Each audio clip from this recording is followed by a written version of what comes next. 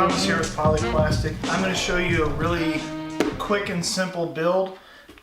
We are going to make one of these in less than an hour by using this. You probably see a lot of builders making molds and things like that to do their casting. Well, I found that making simple cardboard structures, I put tape around it. I can then press the polyplastic into that mold that I've made and come out with this with very little effort. And then just a little bit of touch up at the end, but it's, whoa, good catch. Pretty straightforward. You're just gonna heat up some polyplastic, push it into whatever mold you choose to make, and come up with something where you can get the form and the size really easy. I got this skull pattern off of Dalai Lomo. He's a YouTuber that makes masks and stuff out of cardboard, and I just used his template to make this. So if you want to watch his video to kind of make your own and then watch my video to make one of these, it's up to you. But Pepicura files would work just as easy. So let's try and make this in under an hour. There's really not a lot for this list. You're going to need polyplastic, cardboard. That's pretty much it. Maybe a heat gun. Alright, the first thing I'm going to do, because I want to reuse this, I'm going to take a piece of wax paper and just cover the areas that I'm going to use for the mask. If I wanted to, I could do a whole skull, and because it's cardboard, it'll fold and allow me to pull it out, but I'm not going to do a full skull. I'm just going to do the face. Alright, let's see if I can do this backwards. Yeah, you tell them, Butters. Do it backwards while looking at the camera. Shh. Go get them. Alright. I just kind of flatten it out with my hands the best I can, and then simply push it into the crevices. Now, it may take more than just the lumps that I had in there. Ah!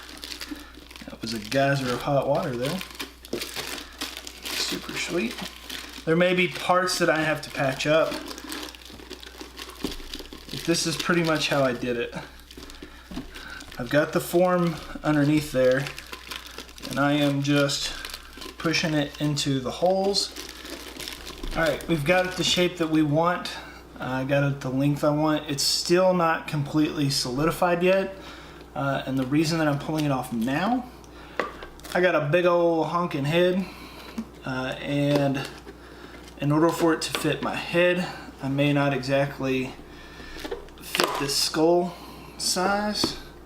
So while it is still a little bit pliable, I'm just bending it out so that my head will fit inside it.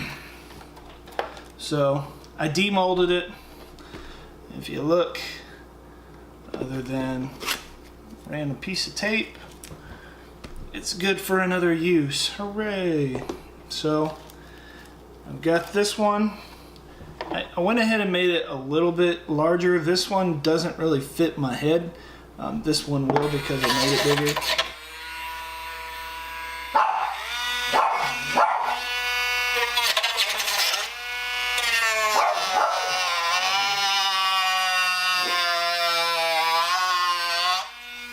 Maybe I just need to go slower, not bog it down as much.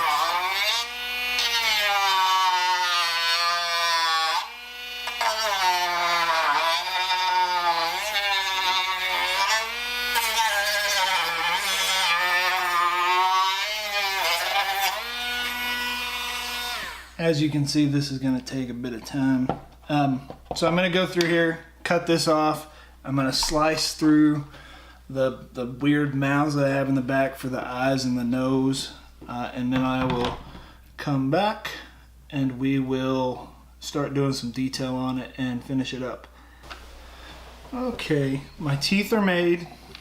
I always make a couple of extra ones just in case I don't like the shapes of them, but that's pretty much what they look like. They're not very big. And I can just put those back in boiling water and use them again. So now I'm going to take this, and I took a Dremel and just pushed in a little bit to create the recess that teeth naturally have where they sit in.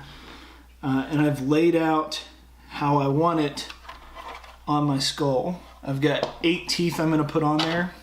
I have these laying off to the side just in case I need to make some trims to make them fit.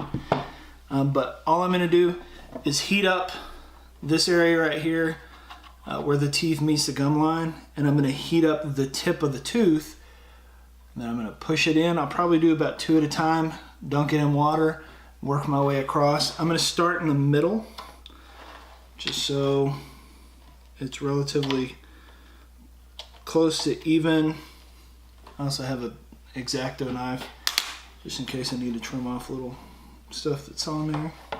So I'm going to take my heat gun,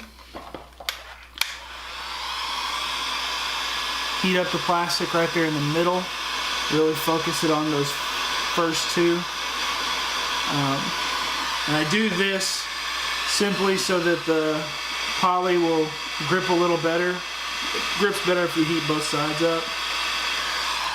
So put this down, push my tooth in where I want it to go. Okay, heat this other one up and do it this way so it's a little easier. Gotta be really careful while you do this. I know I've said this before, but these heat guns, man, they get really hot. It would suck to burn the mess out of yourself doing a build like this, because then you have to explain, oh, how'd you get that burn mark? Oh, I was making a plastic skull. People, my coworkers don't understand that. Alright. Kind of heated it up a little just so I could get them to stick, because I was getting separation there. So my teeth are sticking together. Alright, now I just simply work my way down. Got this. I'm going to take this Dremel tool and cut the fissures and the holes where they should be. It's going to get a little loud.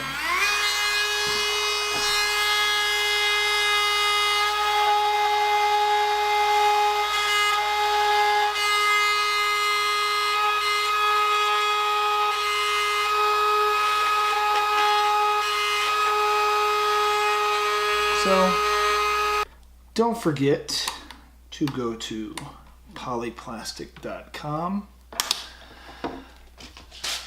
They have moldable pellets. They have dye pellets that you put in there to make it things like this or black. They've also got putties for molds. They have strips of plastic. They have sheets coming soon. And also have tons of great ideas on their website for things that you can do. They have a section where they show builders and what all they've come up with. So I hope you try this, see if you can make your own. I hope you enjoyed watching this, and most importantly of all, I hope you have fun making stuff.